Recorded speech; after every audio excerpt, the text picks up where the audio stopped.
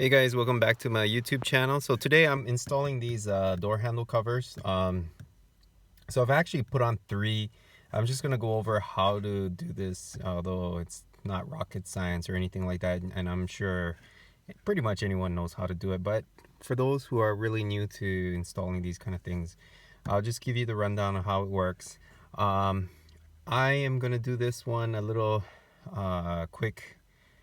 Or actually, I might not even install this one. Maybe I'll do it the proper way, because I do kind of already like the appearance of the way it looks. So if you order this thing, it's already going to come with your double-sided tape. What you need to do first is get some rubbing alcohol. That's what I have here.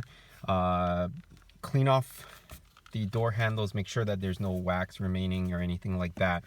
The other thing to do too is once you pull off these I don't know what you would call it, like covers or whatever you want to call it, what you want to do is you want to get some kind of heat source and run the heat along this. That would promote the adhesion, unless you have an adhesion promoter, which is something that I used in the video that I had installed the window visors. It's like some sort of liquid that will just get hot, and then it'll just make the adhesion on the tape strips more stickier.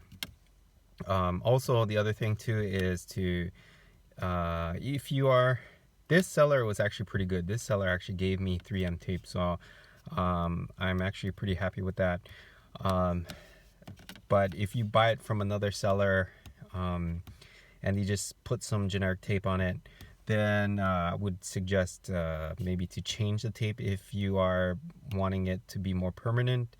For my window mirror visors that I have installed there, I used the generic tape that they gave me, and the only reason was because I wasn't too sure if I would like it or not. But after I determined that I do like it, then I did peel the tape off of that thing, and then I just switched it out with 3M. So I'm just gonna go out afterwards. I'm gonna be doing this the proper way. I'm gonna show you what it looks like. Make sure that the keyhole door handle cover is on the driver's side. I'm currently on the passenger side, so make sure it's on the driver's side. This car only has one keyhole, which is on the driver's side. And I keep rubbing this thing is because I do feel some imperfection here. I don't know what it is, but I'll look into that later. So I'm just going to show you what it looks like, and then I'll probably close out the video there, and then maybe I'll just have a photo of the final door handle thing when it's completed. So let's go outside and just take a quick look. And the other thing too that I'm considering to get is the door bowl. That's the inner grip part. I'll show you what it is, just to make it matching. And the other thing, well, actually you can see it from here. The other thing too that I was recommending, or what I would recommend to people, is if you got already a black Corolla hatchback, I wouldn't recommend getting this, as it would be pretty pointless. So anyways, I'm gonna go outside and let's take a quick look.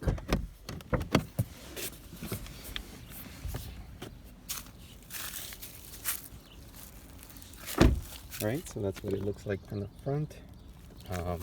As you can see here, it doesn't really get to this area, and then I want to get the chrome, the carbon fiber thing that fills in here and then out here to make it more matching.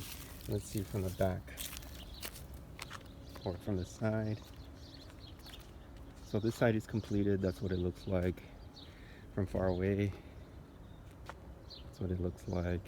And then from another angle,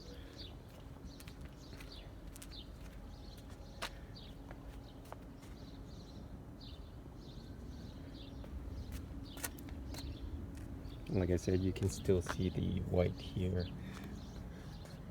and you can also see the white here. Make sure, like I said, that you got the keyhole on the driver's side, and the lock mechanism still works.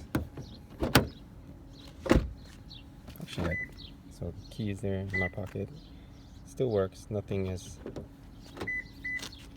yeah, so there's no issues.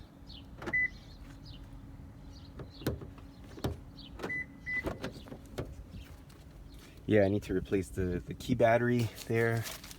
And so yeah, so just make sure that when you install it, you heat it up. You heat up the adhesion. I'm using this thing. I got this thing from Lowe's. You don't have to use this. It's just a micro torch.